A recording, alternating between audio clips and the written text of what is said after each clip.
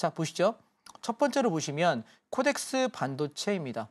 우리가 반도체 섹터가 좋다는 건 알지만 그 반도체 섹터 종에 내가 어느 종목을 골라야 될지 어려울 때가 많습니다. 그래서 일반인이라면 굳이 종목을 고를 필요가 없다. 초중급자 과정에서 개별 종목을 내가 고르려고 애쓸 필요가 있을까? 저는 없다라고 생각합니다. 지수가 조정 나올 때마다 그냥 코덱스 반도체 이놈 한 놈만 사세요. 왜냐하면 대한민국은 반도체 공화국이고요. 그리고 자동차가 조금 나아지는 나라이기 때문에 이 두 개의 종목이 내 포트의 절반 이상 무조건 있어야 됩니다. 주식을 하는 사람인데 내 포트의 절반 이상이 반도체와 자동차로 채워져 있지 않다. 그것도 대한민국에서 이상한 매매 하시는 걸 거예요. 왜냐하면 얘가 주도주인데 주도주가 아닌 것을 내가 반 이상 채운다?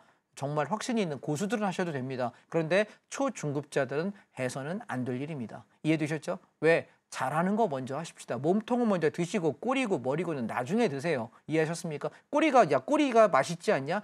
생선은 대가리가 맛있대. 어두육미야. 아이 뭔 소리야. 몸통 드시고 나서 얘기하시라고요. 이해하셨죠? 그 몸통이 누구다?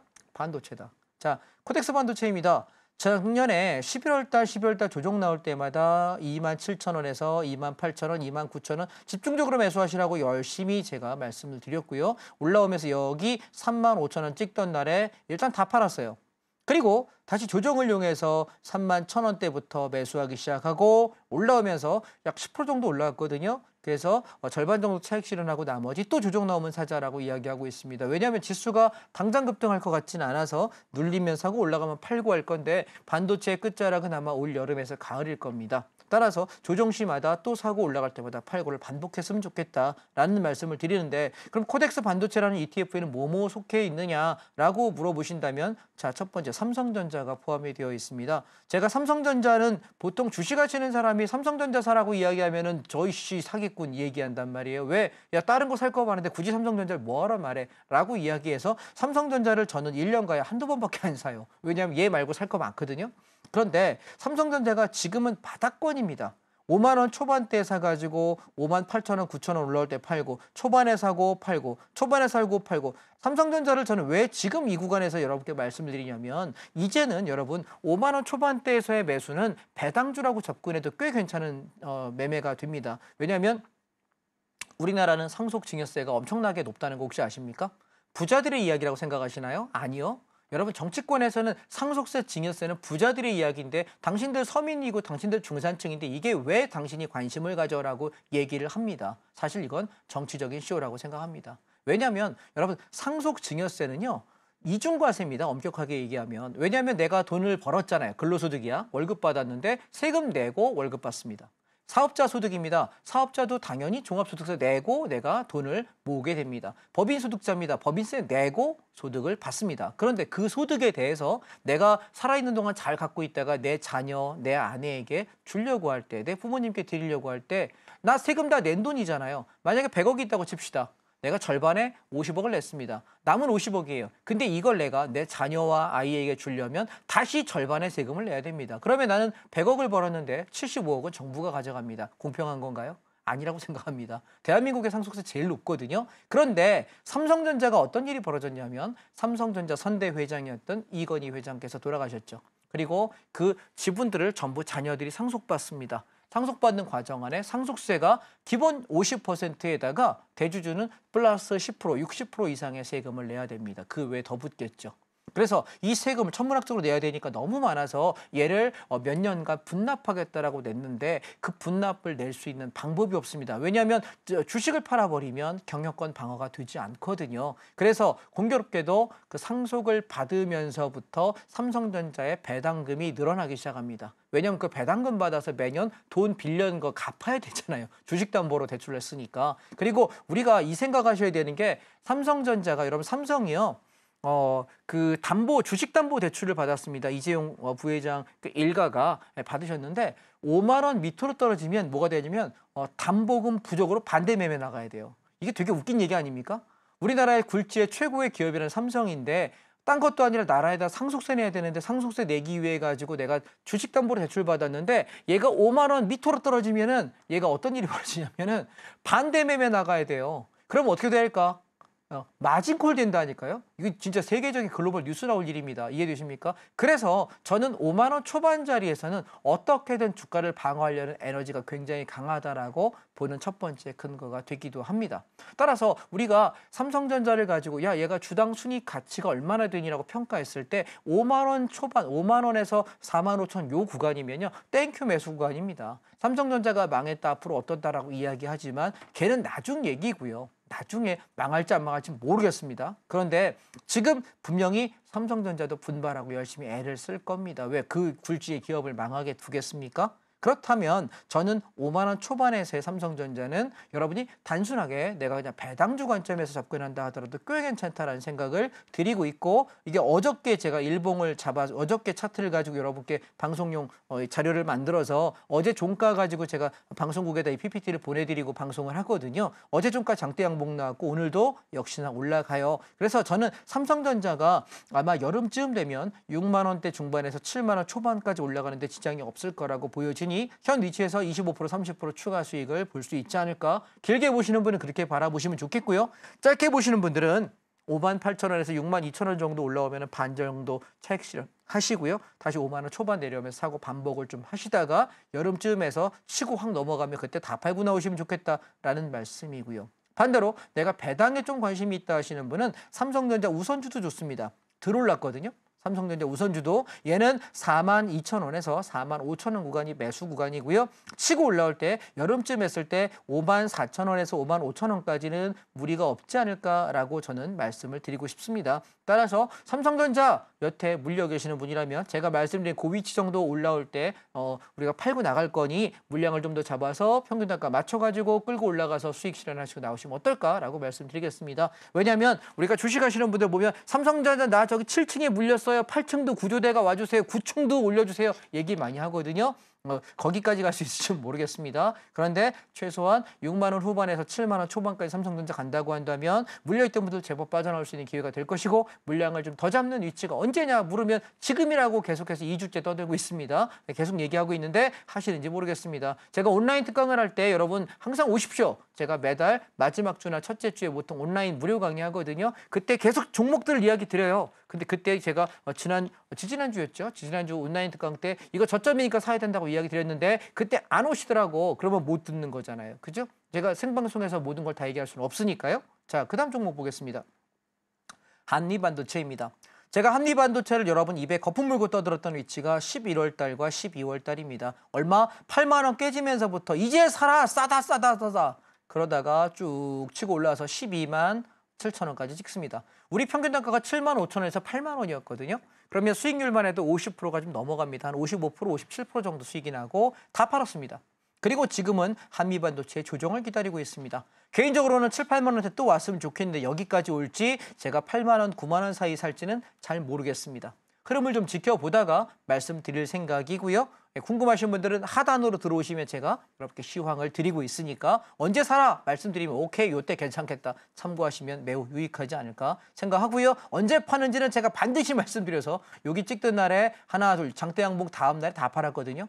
그러니까 기다려서 또 천천히 사시면 되겠다라는 생각이고요. 그다음에 우리가 반도체 대형주는 저는 삼성전자, 그다음에 하이닉스, 그다음에 우리가 한미반도체 정도를 볼 수 있는데요. 반도체 부품 소재주가 좋습니다. 앞으로는 왜냐하면 대형주가 힘을 쓰기에는 대만의 TSMC라고 하는 놈이 너무 짱짱하게 버팁니다. 삼성전자에 우리가 반도체는 두 가지가 있습니다. 첫 번째 기억 저장 장치, 메모리라고 그러죠. 메모리 반도체라고 이야기하고, 두 번째는 연산작용을 하는 비메모리 반도체라고 합니다. 다시 말해서 뭐냐면 제가 쉽게 설명할게요. 저도 문과 출신이거든요. 문과식으로 설명하겠습니다. 반도체는 뭐냐면 여기서 여러 가지 연산작용과 기억작용을 해요. 근데 첫 번째 삼성전자가 만드는 거는 단순하게 기억력만 좋은 거야. 우리 어렸을 때 꼬맹이 때 저희 삼촌 시대는 빽빽이라 그래가지고 막 연습장에다 막 써요. 쓰고 외우고. 그래서 암기력 테스트합니다. 근데 이제 요즘 세상에는 암기력이 별로 중요하진 않은 게 검색하면 다 뜹니다. 심지어 챗 GPT 같은 경우 보고서도 써줍니다. 굉장히 똑똑한 세상이 됐거든요. 그러니 이제는 내가 암기력이 좋은 게 아니라 사고력이 좋아야 됩니다. 이럴 땐 이런 질문하면 이런 대답이 되겠다. 이렇게 사고를 구성해서 내가 이런 보고서를 써보면 어떨까? 이런 식으로 생각해보면 사고의 확장을 이렇게 해서 사업을 키워보면 어떨까? 우리가 이제 그렇게 창의적인 생각을 하는 사람만 먹고 살 수 있는 세상이 됐거든요. 그런데 그 반도체가 뭐냐면 단순 기억 저장 장치가 아니라 연산 작용을 할 수 있는 거야. 학습 기능이 있고 성장 기능이 있는 이 반도체인데 얘를 TSMC에서는 전 세계에서 최고로 잘 만드는 회사가 대만에 있는 TSMC가 됐고요. 삼성전자는 그걸 개발해야 되는데 시기를 놓쳐버렸습니다. 아마 정치적 리스크가 아니었을까 싶습니다. 앞전 문재인 정부 때 계속 삼성전자 오너가 계속 구속되고 계속 그랬죠. 그러다 보니 우리가 거의 주 52시간 근무제까지 겹쳐 있다 보니까 공격적으로 연구하고 밤을 새워서 날밤 새워서 전 세계를 따라가 붙어야 될 시기를 그 5년, 7년간 기회를 놓쳤다라고 저는 생각이 들어요. 안타까운 일입니다. 삼성전자 세계적인 기업인데 성장할 수 있는, 도약할 수 있는 기회를 놓쳤습니다. 지금 그래서 삼성전자에서 2029년, 30년까지 따라 붙겠다라고 이야기하는데 제발 그랬으면 좋겠는데 현재까지의 흐름으로는 쉽지 않아 보입니다. 그래서 저는 우리가 1등주 안에 내가 계속 매몰되어 있는 것이 아니라 현재 상황이 그렇다면 우리는 뭐 해야 되냐면 삼성전자나 하이닉스에 매몰되어 있을 것이 아니라 그 반도체 부품을 내가 만들고 장비, 부품, 소재를 소부장이라고 하죠. 얘들 위주로 내가 공략하는 것이 내 수익률을 높이는 데는 훨씬 더 낫다라고 이야기를 드립니다. 그래서 제가 지난번에 여러분께 온라인 무료 특강을 통해서 강조드렸던 종목 중에 하나가 원익 IPS입니다. 언제부터 얘기했냐면요. 11월 초, 12월 말 이때부터 제가 이야기 드리기 시작했습니다.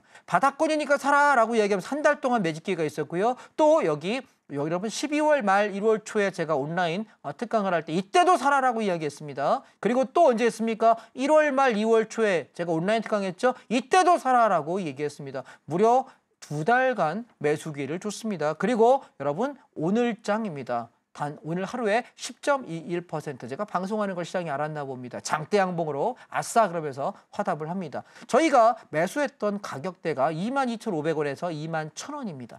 그러면 평균 단가가 22,000원 밑에 있거든요. 그러면 지금 얼마 올랐나요? 오늘 고가가 27,000원입니다. 그러면 내가 저가에서부터 25%가량 20% 이상 수익이 확 나버렸단 말이죠. 그러면 생각 한번 해보세요. 야 내가 이상한 거 따라다니는 것보다 이미 성장 섹터 안에서 저평가됐고 바닥을 다지고 있고 이제 내가 싸게 살 기회를 주는 종목 이런 거 사야 되지 않을까요? 그죠? 굳이 불나방처럼 오늘의 탑10 오늘 상승 종목 가서 내가 상한가 따라잡기 하다가 괜히 얻어 터지지 마시고 저평가되어 있는 싼 거 사셔서 편안하게 좀 수익 내셨으면 좋겠다. 그래서 원익 IPS는요. 저는 어디까지 볼 생각이냐면 3만 원에서 3만 3천 원 구간 여기 오면 일단 팔고 나갈 생각하고 조정용에 또 사도록 하겠습니다. 보유자 용역에서는 절반 정도 내일 아침에 차익 실현하시고 나머지 끌고 가시면 좋겠다라는 생각이고 두 번째 섹터입니다. 제가 시황을 드리는 공간 안에다가 굉장히 강조드리고 있는 종목 중에 하나가 DB 하이텍입니다. 보시다시피 작년 연말부터 조정 시에 사놔라 3만 원 초반에 아무 문제 없다라고 이야기하고 올라갔다 빠지니까 다들 불안해하길래 그냥 모아라 제발 좀 그냥 모아라. 왜?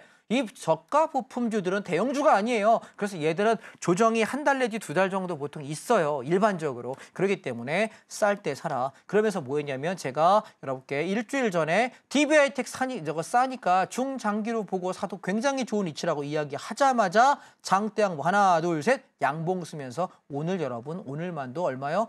9.6%입니다. 그러면 내가 3만 원 초반에 샀는데 4만 2천 원입니다. 얼마죠? 30% 수익입니다. 30%.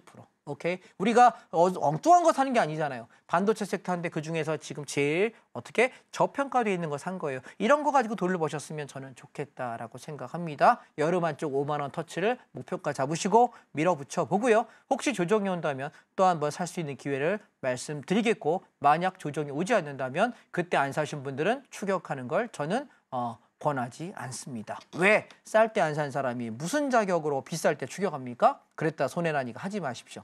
다음, 동진 세미캡입니다.